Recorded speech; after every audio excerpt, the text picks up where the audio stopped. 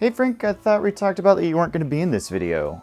It's called Witches on Switches, not Lazy Bones in my chair on switches. Doesn't really work here. Okay, we're just gonna move you on over there. And, well, you don't gotta be so dramatic about it. Are you gonna take your child? I guess not. I guess not. It's my favorite time of year again where the weather starts to cool down and I decide to make way too many Halloween videos and then procrastinate on them till I give myself multiple anxiety attacks till I get them all out. Will I ever learn? Probably not. So that's why we're going to be doing the 3 spooky days of spooky games. And it's not because I procrastinated and pushed everything together at the last minute. That'd be crazy. But today I thought we'd take a look at all the witch-related games on the Switch. Was it because naming a video Witches on Switches sounded like a lot of fun to me? Absolutely, but also there's a lot of weird witch-related games on the Switch that I really wanted to check out. Starting things out, we have Maria the Witch. Okay, I have her picture. I'm going with her. She's counted me in. There's a story at the bottom of this bottle. I thought I was going to be a pen. Okay, but let's actually talk about the game. Why is she flying over lava in the title screen? The game looks like this, so why lava here? She looks absolutely terrified. Maybe you could think it was excitement if there wasn't all the fire and brimstone everywhere? Well, the story in this game is pretty hard to follow.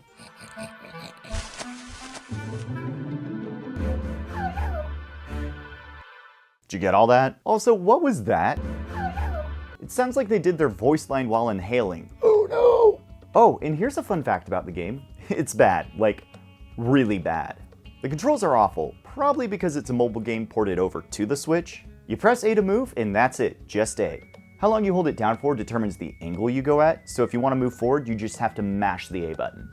It's just so awkward to control, makes the game really frustrating to play.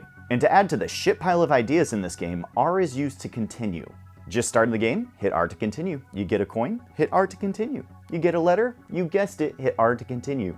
You see an arrow? That's right, idiot, you don't hit R to continue like every other time the game stops you in your tracks. This happens constantly. Every little thing you see, the game stops you to tell you about it.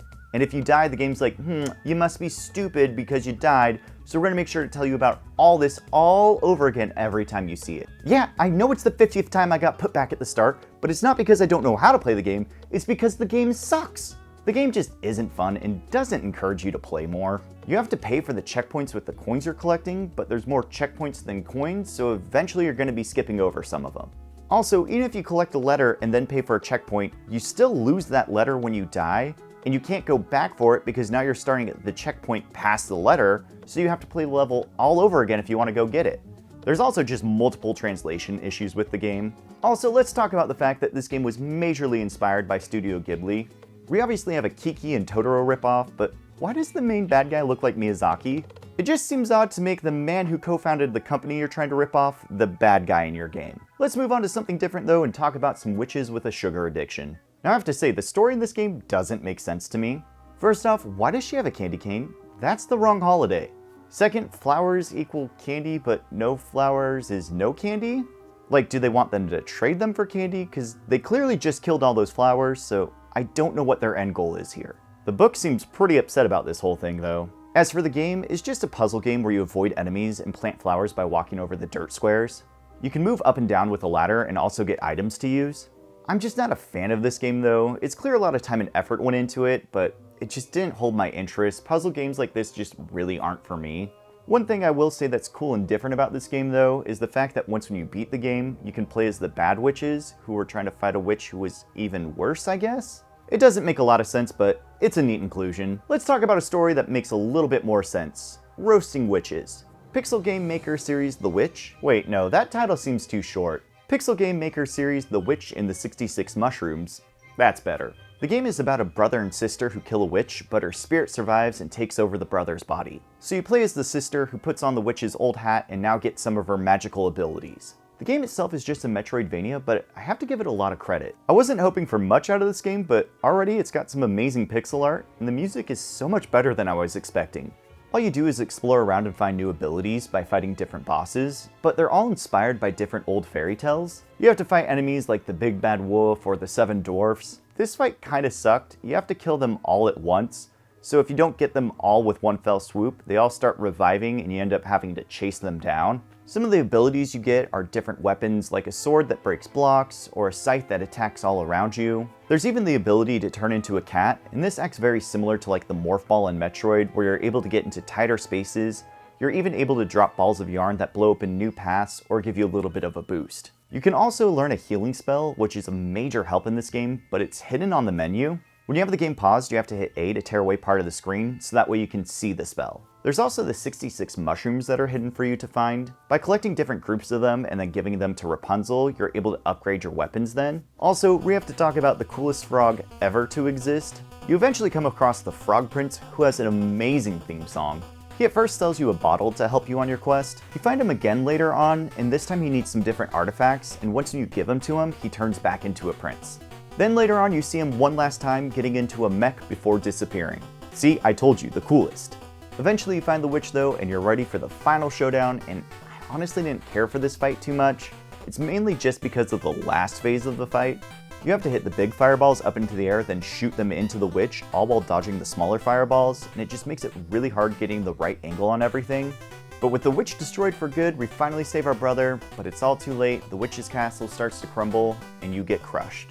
Or you would have if Frog Prince didn't save the day. He flies you off to safety as the credits roll, and then we get this cute little drawing of the brother and sister getting back home.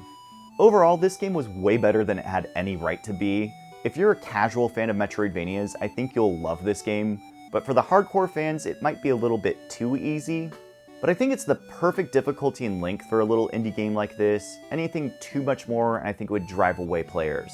Now, if you wanted something too easy and bad, Haunted Poppy's Nightmare. You get dropped off into this hub world, if you can call it that, considering there's only ever one place to go. And right away, I just want to talk about how the jump button works in this game. It might look like I'm double jumping, but that's just your regular jump. It just jerks the camera around like that. You play as this creepy-faced little child who has to run around to different houses to get candy, but uh-oh, evil pumpkins are chasing you. The game is just so boring. The pumpkins aren't hard to avoid, and most of the time they just end up clumped together, so you're just avoiding a mass of them. Now, why are you doing any of this, you might ask? Self-loathing. But as for a game reason, to buy stuff. Yay, consumerism! That's the whole game. Play the same level over and over with nothing changed about it to buy things. I'm done with games for now. Let's read an interactive story. My Aunt is a Witch is the story of a boy who goes to live with his aunt after his father remarries and his evil stepmother sends him away. He seems to really hate the fact that all his stepmother does is complain, so he complains about that for 5 minutes straight. Well, when we get to our aunt's house, she comes flying out on a broom chasing a cat around who we find out is her ex-boyfriend. She basically just keeps him trapped here now, and it's almost played off like he's in the wrong for not wanting to be a cat or trapped here anymore. But we continue with boring stories about his stepmom and witch stuff in the house, and it just keeps going and going and going.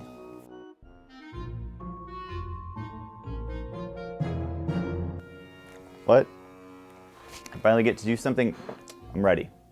Yeah, it is an interactive story, but it takes over half an hour to get to that point. You basically just go around from room to room clicking on different things to get different items. It's almost like a really bad Humongous Entertainment game. Eventually we meet Fabian, who changes our entire overlay, and I thought this would be a good time to just change games. Trigger Witch is the final game we'll be looking at, and it's weird, but in a good way. The lore is really strange in this game. Basically, witches have given up a lot of their classic magic in favor of guns. They get them from a portal that deems the young witches worthy by giving them a gun. They then have to pass a test to join the Clip, which is the group that protects the town. However, when you get your gun, it ends up hitting you in the head so hard that it knocks you out. And as you come to, you see a man dressed in black leaving the portal who's talking about overtaking all the power in the land. You don't have time to investigate though, because you immediately have to leave to take the test to join the Clip. You end up being the only one out of your friends to pass, and Remy does not take this well. You're then given a quest to figure out who the man in black is, after some people have seen him pass through the magic barrier that protects the town. The barrier was put up long ago to protect the town from a neighboring orc village, but now you have to gather up ingredients for a potion so that way you can break the barrier. The game is this interesting crossover of classic top-down Zelda, specifically something like A Link to the Past, and bullet hell games like Enter the Gungeon. You have to explore different temples to find items and guns to help you progress. The combat's very similar to Enter the Gungeon, with twin-stick controls and the ability to dash to dodge bullets. It surprisingly works really well and is a lot of fun. Once you get the ingredients for the potion though, your mother's taken by the man in black. Also, I forgot to say your mother's the head witch, and I'm sure nepotism had nothing to do with you being the only one to pass the trial. Anyway, with her mother now gone, we break the barrier, and the orcs are not too happy to see a witch. Thankfully, they're not that smart, because once when you get thrown into jail, you can just climb out the window since there's broken bars. You go and explore a few more temples, getting more artifacts to help you take down the man in black, as well as a few more guns. One of the issues I have with this game though is that you can upgrade your guns, but once you get your gun completely upgraded, when you find a new gun, you don't have a lot of incentive to want to use this gun, because the one you upgraded tends to be more powerful than the new one, so you have to go all the way back to town to get that gun upgraded. You do have a warp stone that takes you back to town, however you still have to walk all the way back to wherever you warped from, and if you leave a dungeon and come back, all the enemies respawn. It's not the worst thing, just something I kind of noticed while playing. Speaking of enemies though, there is something so satisfying about shooting a giant cluster of them and seeing the carnage left behind. It was something I wasn't expecting from a game like this with a cute, charming look, but I love it. Reloading your guns is kind of awkward at first too. The only one you can reload at will is your basic weapon. You can keep 2 of your special guns on rotation, however when they run out of ammo, you have to switch off of them for a short while and then they automatically refill. You're able to upgrade your ammo capacity as well as the reload speed though, thankfully, and eventually it all kind of clicks with you. It's just an odd mechanic to get used to at first. Eventually you come to an ice temple to find a sage who knows the old ways of the witches, and Remy is there as well. She decides, hey, friends should kill each other, right? So you defeat her, end up sparing her life, and go to talk to the old sage. And with a few last things collected, you're ready to find the man in black. You have to get help from both your friends to break the final barrier, and once when you get through, you find the man in black, who dips out through a portal, and you follow him. Now wait, who are these guys? Comrades? Are Rhea and Resha just shooting up the place? I've never felt more American in my life. So we make our way through the base, find him again, and he just starts rambling. Is it me, or does it seem like this guy's Stalin? Holy shit, he is! That's right, the main bad guy is Joseph Stalin. You unleash a barrage of bullets on him, and he decides to try and talk you into giving him your power by shooting your mother. I think this guy needs to work on his negotiation tactics. Well, he flies off into space and you have to fight him while flying on a broom. I haven't talked about the broom sections of the game, but they're by far the worst part of the game. They're very far and few between. It's just really hard to tell what's going on, especially when there's lava flying by you. But we shoot Stalin down, and now we're on the moon. Let's recap here. We're fighting Joseph Stalin on the moon as a witch with guns because he shot our mother, and now he's a mech. Told you this game was weird, but in a good way. So with one last fight, we defeat Stalin, and just as he's trying to leave us on the moon, you shoot him dead. So you go back to Earth and find your mother clinging to life, so you take her through the portal, but also set it up to explode so that way nobody else can follow you back to your home. Once back home though, you find out time passed different here than on Earth, and everything has changed. Both your friends are now running different parts of the community, as well as there's orcs and witches living together in harmony. One cool thing though is that even though the game is over, you can keep playing and go talk to people. Most people just say that they heard stories about you, but there are some people still alive who remember you, and they'll tell you what they've been up to and what happened while you were gone. It's just a fun little extra thing to wrap up the story of the game. It honestly is just a lot of fun. I did not expect a game about witches with guns to wow me so much, but here we are. If you end up playing any of these games, I highly recommend The Witch and the 66 Mushrooms as well as Trigger Witch. They both just have so much time and love poured into them, and they're a lot of fun. When I first wanted to make this video, I kind of just figured all these games would be bad, but I'm really happy to be wrong about that. But I will see you tomorrow for another spooky day of spooky games. But until then, I have to figure out what to do with this kid. What do you even eat?